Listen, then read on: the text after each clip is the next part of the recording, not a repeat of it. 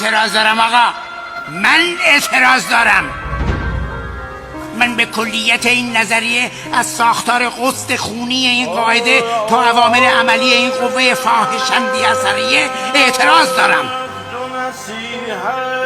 من به این خراب فکرهای ساخت مغز ضعیف بشریه اعتراض دارم. به این باور که یک قانونی ابدیه اعتراض دارم. به این که معترضین در جواب به التماس مستحق دارن. من به عالم آدم اعتراض دارم. در عشق در به ره مپوی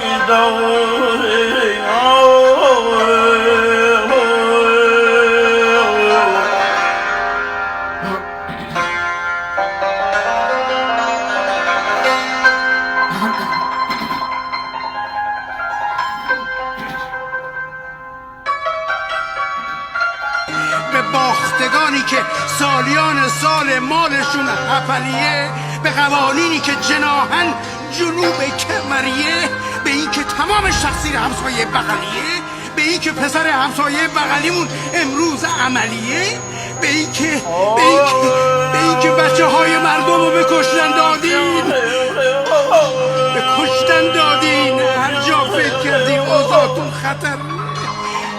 اعتراض دارم.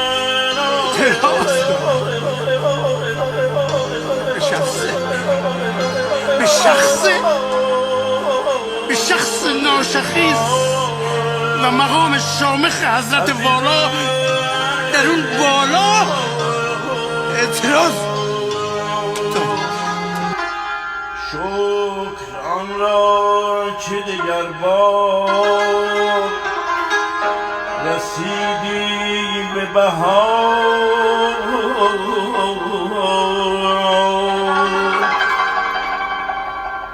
بی خلچی بنشان و ره تحقیق بجو.